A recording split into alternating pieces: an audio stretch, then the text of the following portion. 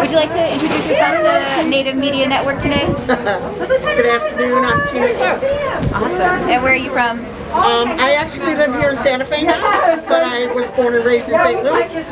Cool. How many generations of art are in your family? I don't know that I can count that high. Yeah, I mean, a long history in lots of different ways.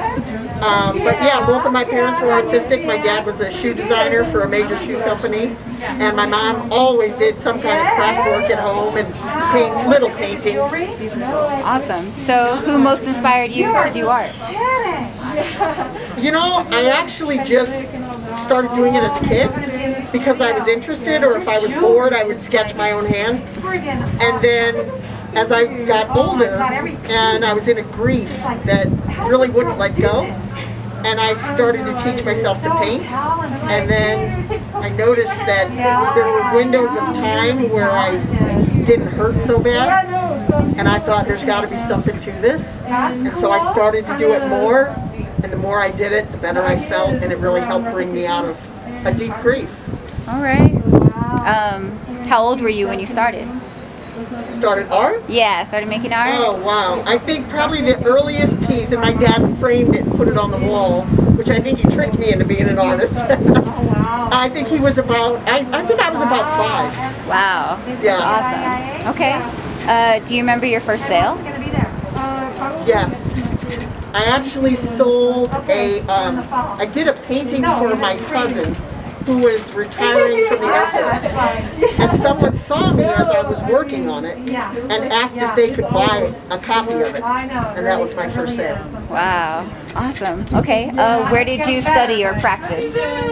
I actually studied at the Institute for American Indian Arts. Oh yes, that's why we're here. Yeah, so I started college like 30 years ago, and then stopped because I was having babies and raised my kids. And then when I took my daughter on her art tour, or her school tour for college, we went to IA for her. And as we were on the tour, I said, I want to go to school here. And 2 years later, we both went to school there. She'll be graduating this December. Oh my God, that's so beautiful. All right, what are your most creative hours? I'm a morning person. I can roll out of bed, have my cup of coffee, and hit the studio, and that's my best time. All right, cool. What do you think about when you are creating? That's the best part. Nothing at all. Yeah, it really gets you out of your head and into like the seat of your soul, and it really starts to move through you rather than coming from you. And that's like what your runners talk about it when they hit the zone, and that's when the best pieces of artwork for me happen. Is when I get out of the way and that it flows through me. Awesome. All right. What trends do you see in Indian art today? I love the evolution of traditional designs being brought into a more abstract expression. We had some sad news early this year, the loss of Jeff Comm. And one of his quotes from one of the interviews, when he was talking about his art, he called it Indigenous abstraction. And that he took traditional design work from beadwork and quill work and things like that and brought it into the 21st century. And I just love that because it really is, we're an evolving people. We always have been. Right. And so to see the evolution into abstraction and mainstream clothing lines, it's awesome. Awesome. All right. Given the new state of the world, how has COVID affected your art, creativity, your life? For me personally, it's actually been really good because I'm a homebody, so it really kind of gave me even more time in the studio. So I really value that time, but it actually allowed me to take some of my skills from textiles and follow in my mom's footsteps because she was a Rosie the Riveter during World War II, and because she really dedicated herself to service, at that time, as soon as COVID hit and the shutdown happened, I went straight to my sewing machine and I started sewing face masks. And I've given away close to $800 or 800 masks. I ship them to, you know, Indigenous reservations. I give them away to people that I see, homeless people, whatever. But it was just an opportunity for me to use my art skills in a real dedicated way of service to a need that was so unexpected, and we didn't know how to deal with it. And people were scared, and it was just my way of kind of channeling some of that uncertainty into purpose. So it worked out really well for me. That's beautiful. That's beautiful. Did you make the mask you're wearing right now? I did, and I had about 30 of them this morning, and gave them all away already. Nice. Oh, you gave them away? I always give them away. I don't sell any of my masks. I give all of my masks away. Beautiful. All right. Who in your family are you mentoring? Oh my goodness. If at all, I guess. Yeah, you know, my daughter, who is attending IA still, she's someone that we both bounce ideas off of. So as I'm like designing a quilt or working on a painting, I'll take it and I'll ask her to bring a second set of eyes. Please, you know, give me some feedback. Is this working? Is it not?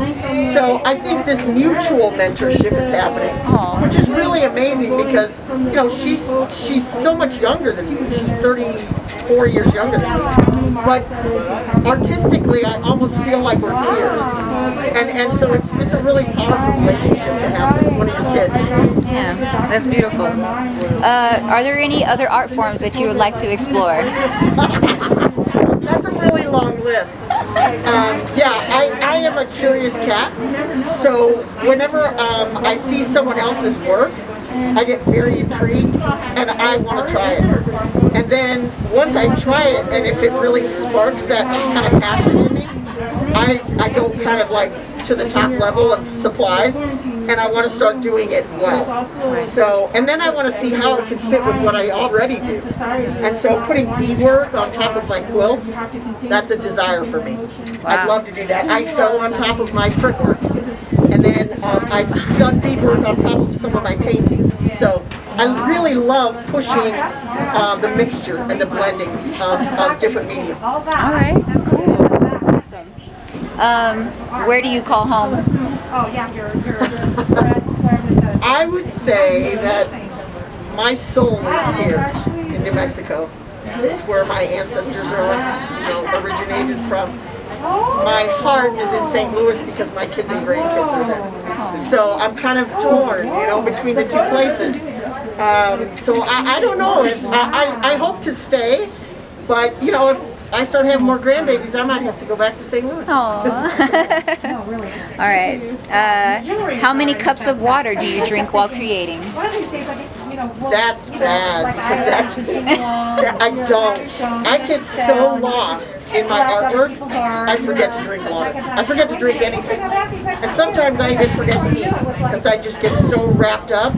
All of a sudden it's kind of getting dark outside and I wonder why. Maybe where a storm's coming in, but it's like 8 o'clock. So it's like, oh, I haven't eaten today. Oh my gosh. And I've learned the hard way that I have to have something with a lid.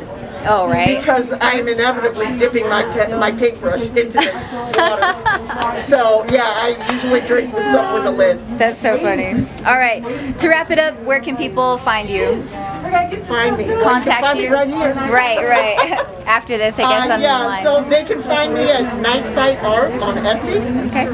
And you can also find me through IA's email. And reach me at nightsightart@yahoo.com.